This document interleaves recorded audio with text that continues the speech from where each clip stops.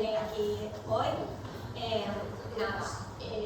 Vamos a empezar con el documental Las hijas de la Nazca, pero no haber pronunciado mal, donde recoge las fechas y bueno, los hechos más relevantes de la colonización del pueblo palestino, primero con los británicos y ahora después con el Estado genocida de Israel. Y sobre todo donde destaca la figura de las mujeres, centrándose en la lucha de las mujeres.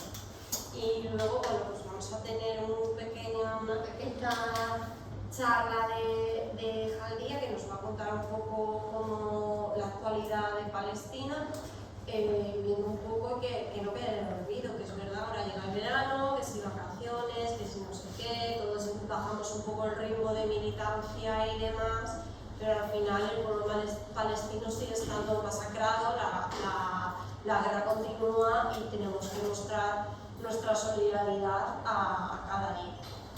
Y bueno, pues Jaldía Abu Bakr es activista palestina, defensora de los derechos humanos y bueno, fundadora del movimiento de mujeres palestinas Al-Karama, coordinadora de Samidou, la Red Internacional de Solidaridad con los Presos y Presas Palestinas en España, y bueno, colabora con diversas campañas de boicot a Israel. La verdad es que, por ejemplo, desde aquí, desde nuestra modesta colaboración, desde el núcleo de Paiporta, pues tenemos un pequeño bar, pero evidentemente hacemos boicot a todos los productos de Israel, no tenemos nada de ninguna marca que colabore con el genocidio, y ya de paso os animo a descargaros a todos una aplicación que se llama No Thanks, que puedes descargarte los códigos de barras de un montón de productos, pero de todos los productos, y te dicen si las empresas a las que pertenecen esos productos colaboran con Israel o no. Hacer la compra con esa aplicación es muy interesante, créeme. Luego acabas con el carro muy vacío. Sí. Y bueno, pues además Jaldía también ha participado en la flotilla de mujeres, la flotilla de la libertad, una flotilla de mujeres, mandando soporte a Gaza, y además es activista feminista en diversos colectivos de Madrid, que la compañía es de Madrid. Así que nada, un aplausito a Jaldía y nos ponemos con el Sí, pues con la cabeza muy dura. Palestina, como estaba un poco baja la presión. Sí, eso es lo menos, ¿no? Habrá que mirar si se ha roto la puerta. Sí, la valla está en buenas condiciones. Vale, nada, pues ya hemos visto un poco de dónde viene Jaldía, entonces nada, pues vamos a escucharla un poquito. ¿Esto lo tengo que tener en la mano? ¿O Francis? No, Ahí quizás también Sí. Vamos a ver, yo la verdad es que en primer lugar quiero daros las gracias a las camaradas que habéis preparado esto, a María José, que lleva empeñándose desde hace mucho tiempo en organizar este acto, muchísimas gracias. Me cuesta hablar después del documental, después de escuchar a estas compañeras tan fuertes, tan potentes, tan luchadoras y que están ahí sobre el terreno, porque al fin y al cabo yo llevo casi toda la vida fuera, y aunque es una situación muy difícil estar en la diáspora, estar lejos de mi gente, de mi cultura, de mis raíces, lo que viven ellas ahí sobre el terreno es todavía mucho más duro. Para hablar de la Nakba y cómo nos ha afectado a las mujeres palestinas, ellas ya lo han contado muy bien, han contado la situación de Palestina, sobre todo en Cisjordania, porque todas las mujeres que hemos visto son mujeres palestinas que viven en Cisjordania. La mayoría de ellas son desplazadas, como yo, desplazadas durante la Nakba en el 48, cuando expulsaron a 2/3 de la población palestina fuera de nuestros territorios. Yo he nacido en Gaza, pero mis padres fueron desplazados de Beerseba, al sur de Palestina, a 6 kilómetros de la franja de Gaza, y desde entonces estamos dispersadas por el mundo, pero nunca hemos parado de luchar. Cuando vengo a hablar también con compañeras y compañeros, con gente que está comprometida con la causa palestina desde las raíces, desde pertenecer al Partido Comunista, a Izquierda Unida o a gente de izquierda que ya de por sí está comprometida con la causa palestina, tampoco tengo que esperar mucho porque sé que estáis convencidas, pero de vez en cuando, como estamos también, lo mismo que todo el mundo, incluso las personas palestinas, estamos sometidas a un ataque propagandístico todo el tiempo, un ataque propagandístico sionista que pretende ocultar y cambiar la verdad y la realidad sobre Palestina. Entonces hay algunos puntos que a veces viene bien recordar. Palestina es un territorio que ha sido habitado desde hace millones de años. O sea, no es que Palestina de repente ha empezado en el 48, ni siquiera el 7 de octubre, por supuesto, que todo el mundo sabe que no, pero ni siquiera en el 48 Palestina ha estado habitada y ha sido una civilización milenaria. Los primeros que han poblado este territorio conocido como Palestina, porque siempre ha sido conocido como Palestina, desde los egipcios, que hay escrituras faraónicas donde hacen referencia a los palestinos. O sea, a pesar de que nunca ha habido un Estado-nación como los conocemos hoy en día, había una nación y un pueblo que se reconocía como pueblo palestino y que el resto de los pueblos de los alrededores nos reconocían como palestinos. Había diferencias entre, éramos todos árabes, entre los sirios, los libaneses, los jordanos, los del Golfo, los de Egipto, los del norte de África, y era conocida la identidad palestina a pesar de no haber un Estado como tal. Los primeros pobladores de Palestina fueron los cananeos, unas tribus árabes, pero desde entonces Palestina ha sido invadida 22 veces. Palestina es un territorio bastante pequeño, pero es de tal importancia estratégica porque une 3 continentes, Asia, África y Europa a través del Mediterráneo, y por ahí siempre han pasado los caminos o las rutas comerciales desde Asia, África hacia Europa. Entonces siempre ha sido un territorio deseado, que es su control, para controlar las rutas marítimas, las rutas comerciales que pasan por ahí. También tenemos que aclarar, porque también a veces nos confunden con decir el pueblo judío, es que Israel tiene derecho a existir. No existe tal cosa, no hay un pueblo judío. El judaísmo es una religión y la religión no hace a un pueblo. Los musulmanes no somos un pueblo, los cristianos tampoco son un pueblo. Es una religión y no tiene nada que ver un judío de Perú, un cristiano de Perú, con un cristiano francés, con uno polaco. No forman un pueblo, porque lo único que tienen en común es la religión y cada uno la practica en su idioma. Porque los judíos antes del 48 tampoco tenían un idioma en común. El hebreo era una lengua muerta que han reanimado a partir del movimiento sionista para tener una lengua común que una a los rusos, ucranianos, polacos, franceses, argentinos, americanos, alemanes, porque si no, no se entendían entre ellos y ellos querían formar un Estado. Entonces también tenemos que quitarnos de la cabeza la palabra pueblo judío. Hay personas judías que han sido perseguidas por el mundo. En la última mitad del siglo XIX empezó la persecución y luego en el siglo XX primero. Y además recordemos que en España los judíos cuando vivían aquí bajo el mandato musulmán vivían bien y prosperaban y formaban parte del gobierno y se desarrollaban y nadie se metía con ellos ni nadie les perseguía, al igual que los cristianos o musulmanes eran ciudadanos iguales. Fueron los reyes católicos los primeros en expulsar a los judíos desde España. Y cuando los expulsaron de España se fueron a refugiarse en países musulmanes. Entonces tenemos que descolonizar nuestra mente también de que es un conflicto entre musulmanes y judíos porque se odian o porque no. Nunca ha sido así. Los judíos en los países musulmanes siempre han vivido bien y siempre han estado protegidos y siempre han podido practicar su religión con mucha libertad. Hasta que llegó la persecución a las personas judías en Europa, pero es que el movimiento sionista no nace con la persecución de los judíos, sino nace antes de la Primera Guerra Mundial.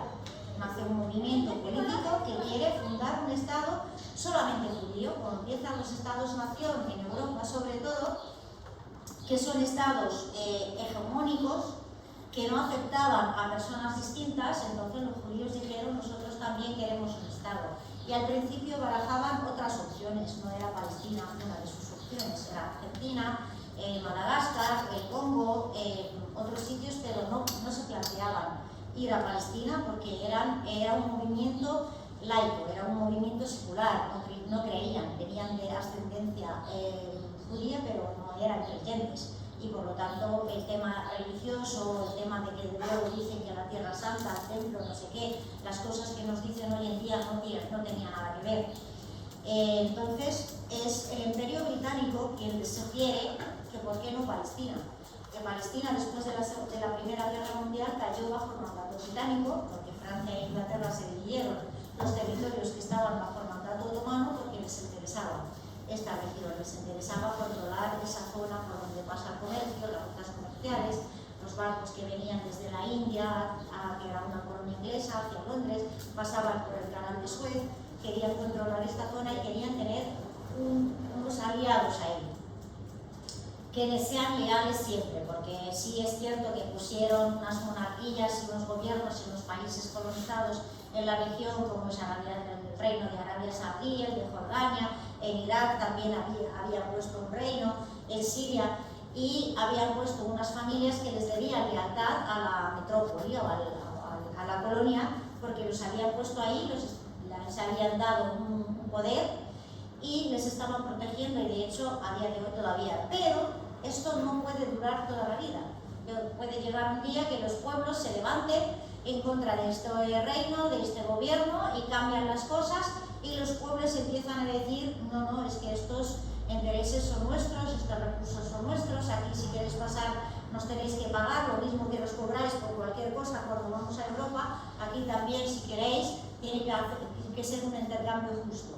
Y por lo tanto necesitaban poner ahí una colonia europea. De hecho el movimiento sionista, cuando nace, les dice a los británicos y a los americanos: vamos a colonizar Palestina y vamos a ser la barrera entre la civilización y la barbarie, la civilización europea. Y la barbarie se refería, por supuesto, a los países árabes.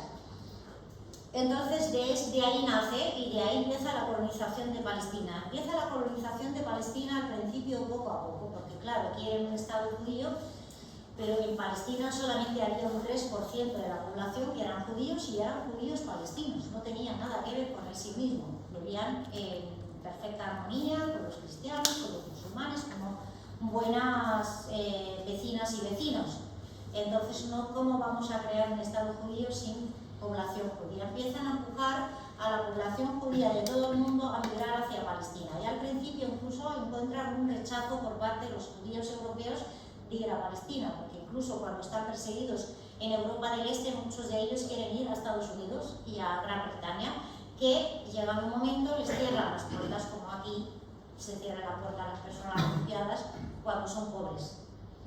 Si tienen un capital se le abren todas las puertas, pero a las personas pobres se les cerraron las puertas de Estados Unidos y de Gran Bretaña, y tuvieron que empezar a animar a la gente a ir a Palestina dándoles terreno, dándoles facilidades, dándoles privilegios, y en eso colaboró el mandato británico, pues dándoles tierras confiscadas a las personas palestinas.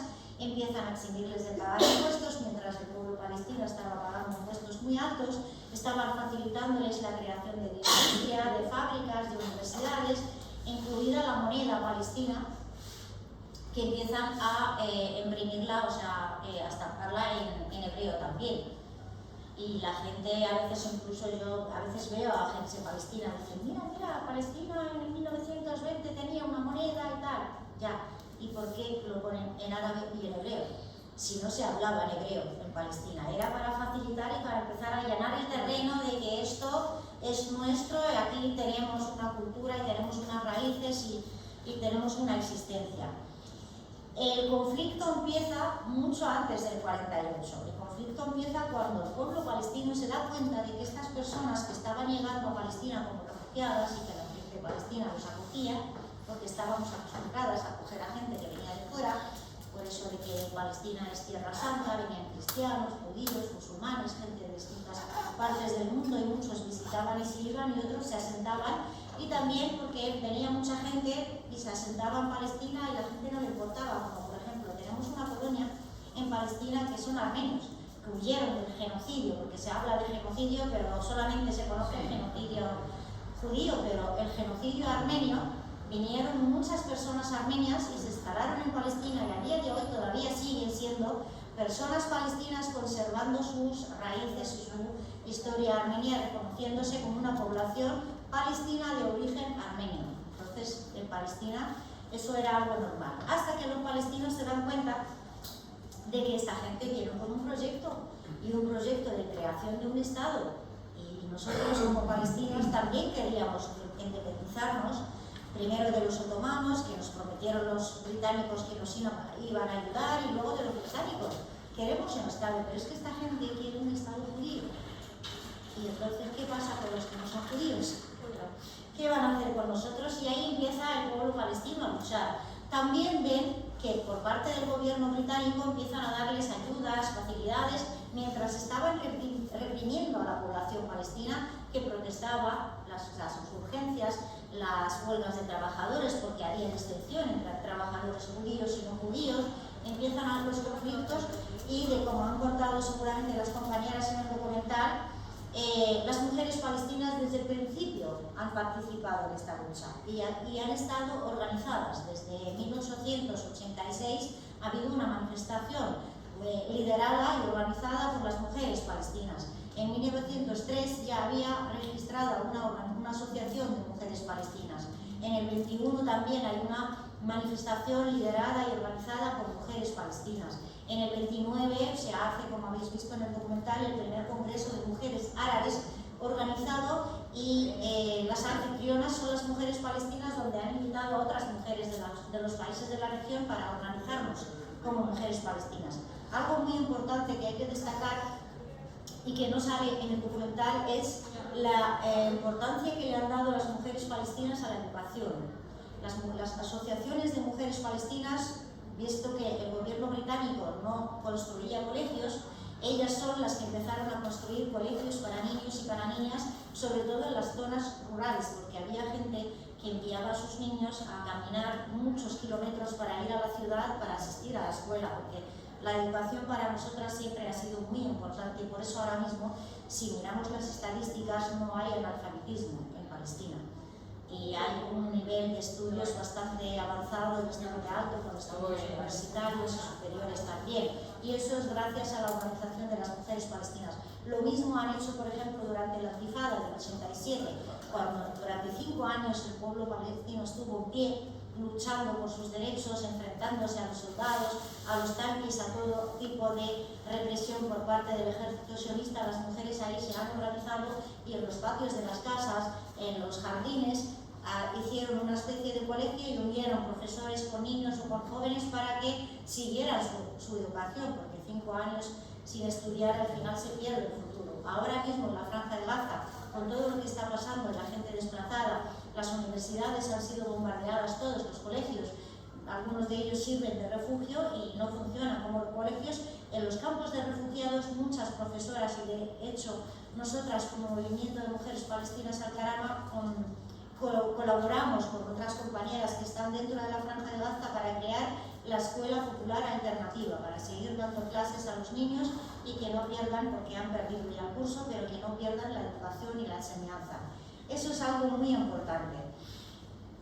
Para no alargarlo mucho, voy a saltar ya directamente a la situación actual y qué ha pasado el 7 de octubre, pero primero para saber el porqué del 7 de octubre, porque yo digo siempre que el 7 de octubre era necesario, y a veces la gente me critica, y mucha gente, incluso de la izquierda, el 7 de octubre empezaba hablando, denunciando o condenando la acción de la resistencia palestina el 7 de octubre. Si miramos la situación de Palestina antes del 7 de octubre, vemos que tenemos a Gaza bajo bloqueo por tierra, mar y aire desde hace 17 años, y nadie estaba haciendo nada por cambiarlo. Habéis visto las marchas del retorno, duraron 2 años, el pueblo en Gaza saliendo hacia la valla, protestando, con sus banderitas, haciendo sus actividades, incluso había teatro, había música, había baile ahí, porque al final, tanto tiempo la gente reunida ahí, pues buscan tareas para entretenerse, para ocupar el tiempo, y han sido, a pesar de eso, pues reprimidas duramente por el ejército, donde habéis visto cómo se aceptó dado balas prohibidas internacionalmente, las balas mariposa que tocan el hueso y explotan y destrozan, y tenemos miles de personas amputadas en la Franja de Gaza desde las marchas de retorno, y aún así el mundo no se ha movido, ni las Naciones Unidas, ni organizaciones de derechos humanos. Nadie ha dicho vamos a reconocer al Estado palestino, vamos a hacer algo, a recuperar, a volver a hablar del tema de los 2 estados que nos están ensobreciendo ahora con esto. Nadie ha dicho nada. En Cisjordania la situación de Gaza era terrible ya. No hay agua, no hay electricidad, el agua no potable, muchas enfermedades no tipificadas, muchas enfermedades renales por la mala calidad del agua, por la contaminación del aire. No había futuro en la Franja de Gaza. En Cisjordania, en los checkpoints, ya han contado las compañeras cómo tenían que pasar por controles militares donde son cacheadas por soldados varones, donde son humillados y humilladas en los controles militares, donde a veces les dejan esperando bajo la lluvia, bajo la nieve, bajo el sol, todo el día, y no les decían no vamos a dejaros pasar, no, tienes que estar ahí esperando, soportando que te insulten, que te humillen, que te toquen, que te hagan lo que quieran, porque lo que tú quieres es pasar, y al final del día muchas veces te dicen ya hemos cerrado, ya vuelve a casa, no te vamos a dejar pasar. Muchos estudiantes han perdido sus exámenes cuando tienen, sobre todo las fechas de exámenes de bachillerato, de la universidad, y muchos estudiantes han perdido la carrera o han tardado mucho tiempo en acabar la carrera porque no llegaban a sus exámenes. Mujeres han dado a luz en estos controles militares y muchas han muerto. Heridos y enfermos no podían llegar al hospital. Los niños para ir al colegio los paran, los soldados los cachean, los registran, los humillan, y a veces pues los niños, como son niños, se enfrentan a los soldados y muchas veces son detenidos y encarcelados, y la familia, para sacar a su hijo de la cárcel, tiene que pagar unas multas muy altas. Muchas familias han tenido que endeudarse para sacar a sus hijos de las cárceles.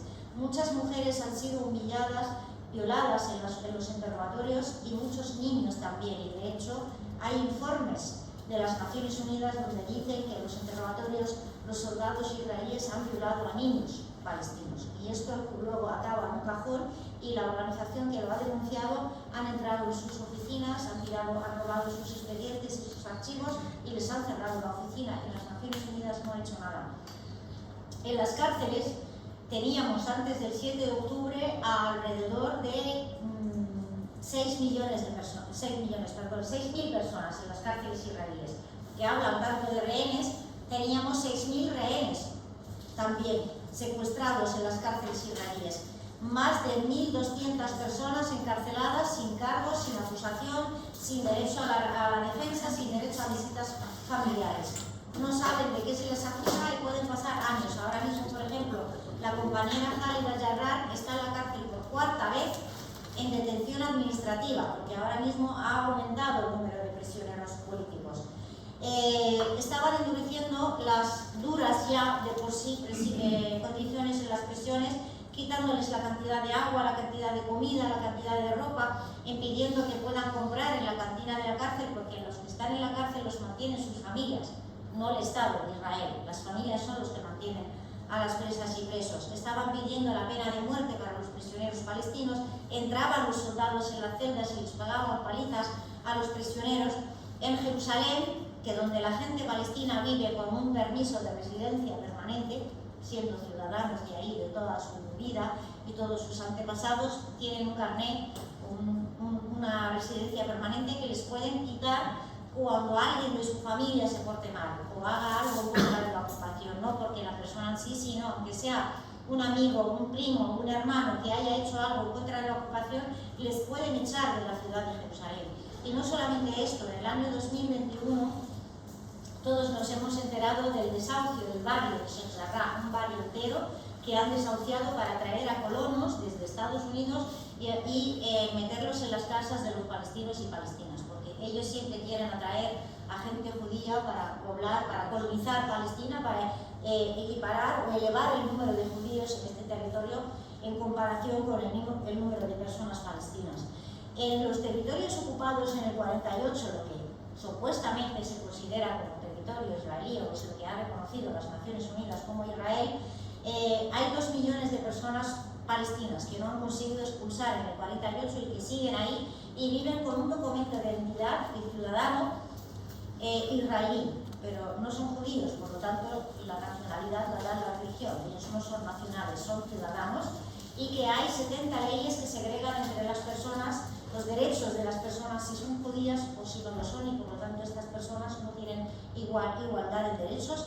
Y además hay poblaciones en el sur de Palestina, en el Negev, seguramente habéis escuchado, que los soldados o el ejército cada 2 por 3 iba a demoler todo el pueblo, toda la aldea, no solamente una casa, porque las demoliciones de casas en Cisjordania están al orden del día, todos los días demoliendo casas en Cisjordania. En esas aldeas demuelen la aldea entera, porque quieren expulsar a la gente de esta zona, y en el desierto quieren poner un bosque natural. O sea, cambiar también el paisaje, el medio ambiente, todo lo que hay de Palestina, y eso daño al terreno. Perdón. No, lo tengo aquí, lo que pasa es que no lo quiero poner por si sale la foto, no quiero hacer propaganda. Todo esto estaba pasando en Palestina, y las devoluciones de las casas en Cisjordania, cuando alguien en Cisjordania comete algún acto contra la ocupación y viene el ejército y ordena la devolución de la casa familiar. No es suficiente con asesinar a la persona o encarcelarla, sino que hay una orden de devolución de la casa de esa persona que ha hecho algo en contra de la ocupación, y la devolución, o sea, vienen las excavadoras a demoler la casa y tal, y la familia tiene que pagar los costos. Y por eso vemos muchas veces a muchas familias que cogen y demuelen ellas mismas su casa para no tener que encima estar arruinados. Todo esto estaba pasando, y la resistencia palestina tenía a 4 rehenes israelíes en su poder desde hace unos años, y estaba intentando hacer un trato, un intercambio de prisioneros, y venían advirtiendo también de que dejen de hacer lo que están haciendo con la población palestina y con los prisioneros en las cárceles. Y enviaba mensajes a través de los intermediarios, Egipto, Qatar, y no había caso. No querían a los prisioneros, a esos 4 no los querían. No querían hacer caso, y ya empezaban incluso a hacer declaraciones públicas. O sea, si antes maquillaban su política colonial diciendo que ellos tenían derecho, que estaban perseguidos, que son la víctima eterna, las únicas víctimas, y el genocidio que lo llaman holocausto para distinguirlo de otros genocidios. O sea, ha habido un genocidio en Ruanda, en Armenia, en otros sitios, y el genocidio nazi también ha sido en contra de otras personas que no son judíos, los comunistas, los republicanos, los rusos, los gitanos, algunos árabes, pero no había tantos árabes en Europa, personas con enfermedades mentales o discapacitadas. Todos estos han sufrido en el genocidio, sin embargo solamente se habla del holocausto judío. ¿Por qué? Porque hay que distinguirse del resto de la humanidad. Pero ahora mismo no estaban, en los últimos años ya no les importaba. Tantos años de impunidad, tantos años de hacer lo que les da la gana, y que hay resoluciones de las Naciones Unidas que son incumplidas y que no hay ninguna sanción, les ha dado a entender, o ellos han tomado, de que pueden hacer lo que les da la gana sin importarle a nadie. Y empezaron a hacer declaraciones públicas, no solamente, o sea, no son datos filtrados por algún despacho o alguna entrevista con algún periodista, públicamente declaraban, incluso en las Naciones Unidas, Netanyahu en el mapa de toda Palestina histórica, diciendo que va a hacer el canal de Ben-Gurión aquí, con el mapa poniendo la bandera palestina, la bandera israelí, esto es Israel. Nunca va a haber un Estado palestino, que nadie le hablara de 2 estados, ni de reconocimiento del Estado, ni de nada, que no va a haber Palestina. Smotrich en una conferencia con el mapa de Palestina y parte de Jordania también, no solamente la Palestina histórica, diciendo que esto es Israel. Y Smotrich diciendo en los medios, los palestinos tienen 3 opciones: o viven como esclavos para nosotros, o se van o los matamos. Y tenían planes ya a la vista, o sea, que todo el mundo que nos conoce, de que iban a desplazar a la población palestina en la Franja de Gaza hacia Egipto, hacia el Sinaí, y a la población palestina de Cisjordania hacia Jordania, porque ellos quieren el Estado de Judea, un Estado judío, y estaba empezando a equipararse o incluso a sobrepasarse el número de personas palestinas en los territorios que hay entre el río y el mar, toda la Palestina histórica, estaba empezando a superar el número de personas judías. Entonces, ¿cómo puede ser un Estado judío si tiene mayoría no judía? Entonces, había que hacer algo con esta población y tenían planes y la resistencia lo sabía. Y todo el mundo lo sabía y lo denunciábamos, lo que pasa es que nadie nos escuchaba. Por eso digo que era necesario el 7 de octubre. Los países árabes estaban normalizándolas, la comunidad internacional estaba pasando de nosotros. Nadie hablaba de los palestinos ni de sus derechos. Nadie hacía nada por la violación de derechos humanos que hacía Israel en Palestina o la violación del derecho internacional. Arabia Saudí era el último país que iba a normalizar con Israel, después de que haya normalizado Egipto, Jordania, Bahrein, Emiratos Árabes y luego Marruecos, y Arabia Saudita para la región es un país importante. Sin normalizar a Arabia Saudí entonces, y la causa palestina ya está perdida, ya estaba olvidada por todo el mundo. Por eso digo que era necesario hacer algo. Se hizo el asalto el 7 de octubre, se pretendía tomar rehenes para exigir la liberación de los rehenes palestinos, para exigir el levantamiento del bloqueo sobre la Franja de Gaza, que ya era suficiente, 17 años, y se sabía que iba a haber respuesta por parte de Israel, se sabía que son superiores militarmente, que tienen el apoyo de Estados Unidos. Lo que nadie nunca pensó es que el mundo iba a estar mirando lo que estaba pasando, y no solamente eso, sino apoyando militarmente a Estados Unidos. No solamente envía dinero y armas para Israel, que envía soldados también, les ayuda en las estrategias y en la tecnología militar y en el espionaje, y los aviones británicos sobrevuelan Gaza para recabar información de dónde están los túneles, de dónde está la gente, y saben dónde están los hospitales, y saben que en los hospitales no hay combatientes, y aún así bombardean los hospitales y bombardean los colegios, y han destrozado Gaza porque no quieren que Gaza sea habitable, quieren que la gente se vaya de Gaza, quieren vaciar Gaza, y el mundo sigue callando. 9 meses más tarde, más de 40.000 personas asesinadas, entre ellas mujeres y niños, todos los hospitales bombardeados. Ahora mismo funcionan en la Franja de Gaza 2 hospitales de forma parcial. El agua no hay, electricidad ya nunca hay, entra la ayuda humanitaria con cuentagotas, porque además es que ellos lo han declarado, han dicho no vamos a permitir que entre la ayuda humanitaria. O sea, ¿de dónde están las organizaciones de derechos humanos que en cualquier conflicto, qué culpa tiene la población civil? ¿En qué conflicto armado se ha prohibido que entre la ayuda humanitaria? Todos los países empiezan a enviar incluso ayuda humanitaria. Sin embargo, con Palestina, con Gaza, se ha prohibido la ayuda humanitaria. En Cisjordania, que no se ve porque lo que pasa en Gaza es horrible, pero en Cisjordania siguen matando a gente, siguen asesinando, siguen demoliendo casas, siguen encarcelando a niños, tanto que ha subido el número de personas secuestradas por Israel a más de 10.000 personas. Entre ellos, si antes había alrededor de 200 niños, ahora hay casi 800 niños. Hay muchas mujeres encarceladas, y eso en el intercambio en noviembre, la resistencia palestina lo único que ha exigido desde el primer día por el intercambio, habían exigido liberar a las mujeres israelíes a cambio de mujeres y niños palestinos, y Israel no ha querido. Israel no le importan sus rehenes, quiere acabar con ellos para no pagar ningún precio, porque en el momento que no haya rehenes en la Franja de Gaza, van a terminar por acabar con todos los palestinos en la Franja de Gaza. Y por eso la resistencia lo que está haciendo a la hora de negociar es no hay un alto fuego, sino un acuerdo verdadero que sea garantizado por países neutrales, porque además la resistencia ha pedido que estén en las negociaciones Rusia o las Naciones Unidas, y Israel y Estados Unidos lo quieren a Egipto y a Qatar porque los tienen dominados, porque los pueden manipular.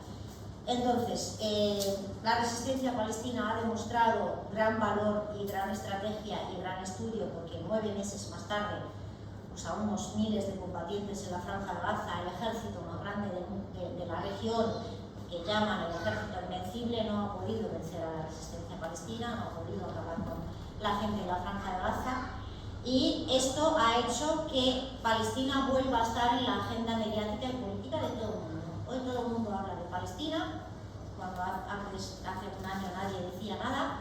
Hoy todo el mundo busca una solución, cuando antes nadie decía nada, pero no podemos dejarnos engañar otra vez de nuevo. Nos han engañado en el 91 para acabar con la intifada de las piedras, que ha durado desde el 87 hasta el 91, 5 años, un pueblo desarmado en las calles luchando por lo que tenía a mano, que son las piedras de sus casas demolidas, y no han podido pararlo mediante el engaño. Sí, una conferencia de paz, vamos a hablar de paz, iban a hablar de paz en Madrid en el 91, y sin embargo ni siquiera estaban invitados los palestinos a esa conferencia del 91. O sea, decían que la OLP era una organización terrorista, que no podían sentarse con ella.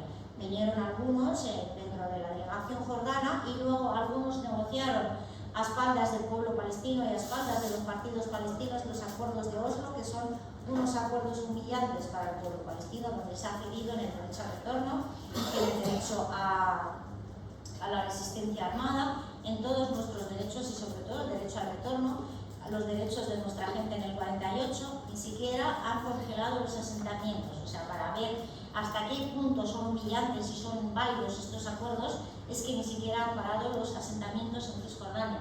Han seguido creciendo y siguen a día de hoy todavía poniendo asentamientos en Cisjordania y expulsando a la gente de sus hogares. Por lo tanto, es importante por parte de la resistencia, por parte de la sociedad civil palestina y el resto de partidos, no vamos a aceptar un engaño, no vamos a aceptar la solución de 2 estados, o que vengan a hacer una negociación, unos acuerdos con la autoridad lacaya que hay en Cisjordania, que acepta y que dice que sí a todo y que coordina la seguridad del ocupante y de los colonos para oprimir al pueblo palestino. Queremos que la resistencia palestina sea parte de cualquier acuerdo, y que queremos seguir luchando hasta la liberación de Palestina desde el río hasta el mar. Cuando decimos Palestina libre desde el río hasta el mar, porque sé que vosotras lo decís para que nadie os diga nada, todo el mundo ya hoy en día tiene claro que en Palestina no se va a expulsar a los judíos. Queremos desmantelar el proyecto sionista, que es un proyecto racista, criminal, segregacionista y supremacista. Queremos que la gente viva en Palestina en igualdad de condiciones y derechos, todo el mundo iguales, sin diferencias ni por religión, ni por color de piel, ni por lengua, ni por etnia, ni por sexo. Entonces esa es la Palestina por la que luchamos, y esa es la que pedimos a todo el mundo, a todas las personas honestas, libres, a todos los partidos de izquierdas que creen en los derechos de los pueblos a luchar por su liberación, que nos apoyen en estas peticiones. Sabemos que la liberación de Palestina va a llegar desde dentro, va a llegar a manos de la resistencia palestina, porque el pueblo palestino nunca va a dejar de luchar hasta la liberación y la consecución de todos nuestros derechos, y sobre todo el derecho al retorno. Pero con el apoyo de la gente libre, de la gente honesta, de la gente que lucha y que cree en la libertad y en la justicia y en la igualdad, podemos conseguirlo mucho antes. Y eso es lo que esperamos de la gente que esté a nuestro lado, que no nos pongan condiciones, que no digan es que Palestina tiene que ser laica. A mí me gustaría que Palestina sea laica, que sea de izquierdas, y creo que queremos todas, pero el pueblo palestino tiene la soberanía y tiene el derecho a la determinación y a elegir. Yo y la gente que está conmigo en las organizaciones en las que estoy militando, vamos a trabajar porque Palestina sea una Palestina laica, democrática, igualitaria, y tenemos que trabajar muchísimo, y lo estamos haciendo desde ahora. No estamos esperando a que Palestina sea libre para tener un proyecto de una Palestina, pero no podemos imponer. Tenemos que convencer al pueblo palestino que esto es lo mejor, pero si el pueblo elige otra cosa, tendremos que esperar a seguir trabajando para convencer al pueblo de que elija el proyecto en el que nosotros creemos que es el mejor para nosotras y para todo el mundo. Y con eso termino. Si tenéis preguntas,